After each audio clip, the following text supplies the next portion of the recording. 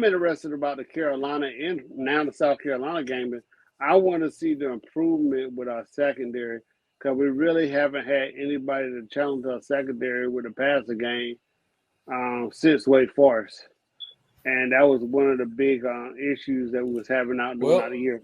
we will in the ACC Championship game. All right, wait. Where it's South Carolina, look, we might have it next week. Maybe.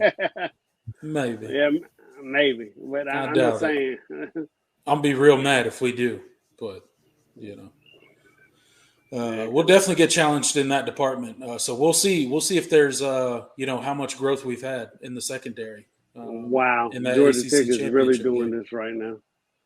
I know we all flipping back and forth, but Georgia Tech is only down by 3, and Carolina's a 21-point favorite, and they just threw an INT in the end zone, in the red zone area.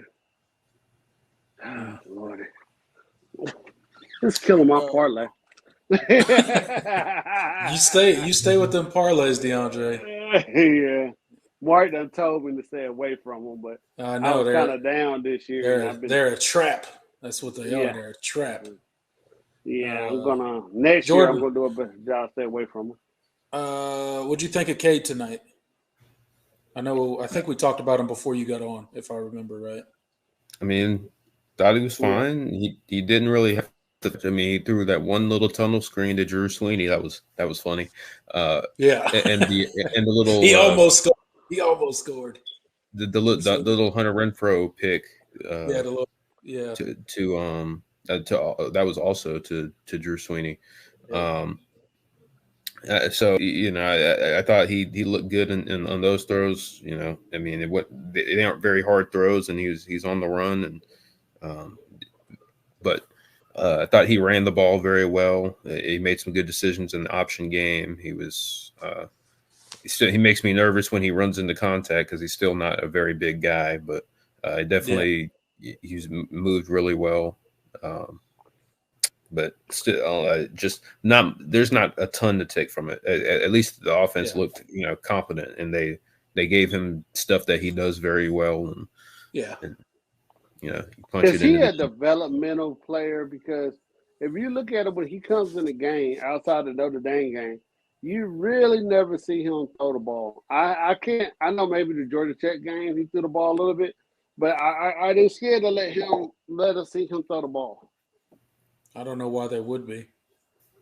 I mean, have you seen him throw it this year? Outside of maybe twice? I mean, no, not a whole lot. I'm just saying, I don't know. No, he was not recruited as a developmental guy. I can tell you that.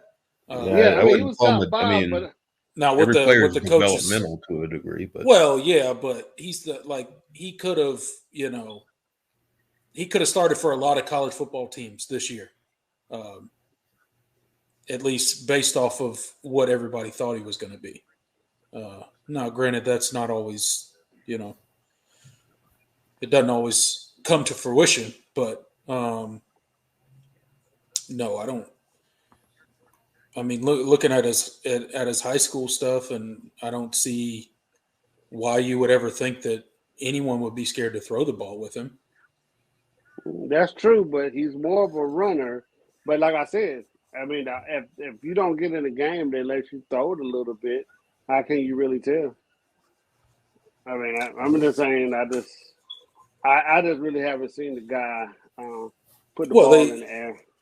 Well, I mean, if they don't give him the opportunity to, then I don't think that's on him. Yeah, but maybe something he's doing in practice that we don't see, though. You know what I'm saying? If this guy, and like I said before, Jordan got on. Remember, we wanted Ty Simpson over him. He was like our second selection when it came to 5 stars.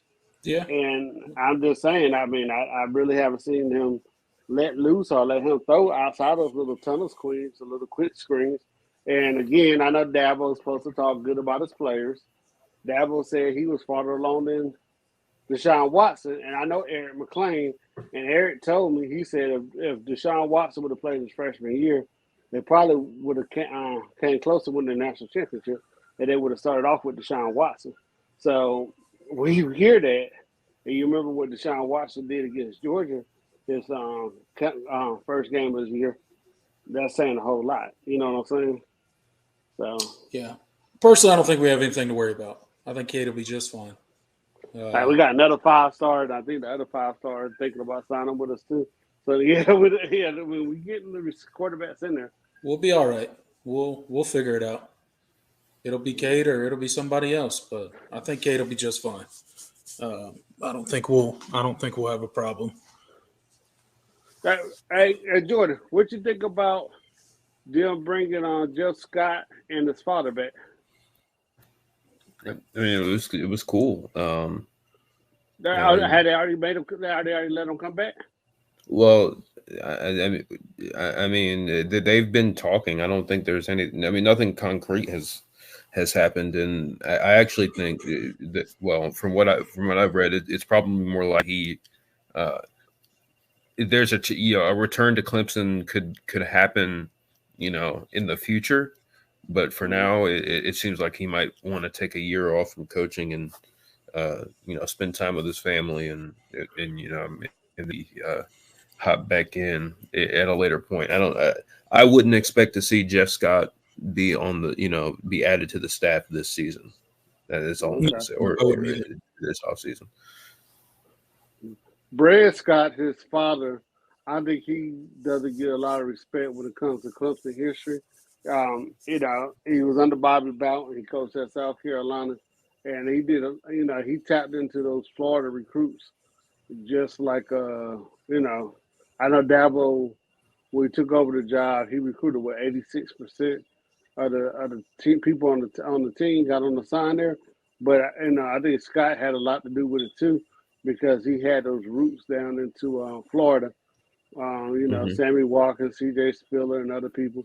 So I think it'll be interesting getting him back, and I think that's why they hired Jeff Scott at South Florida, because his dad did have those relationships, and he could sell, and he could sell himself.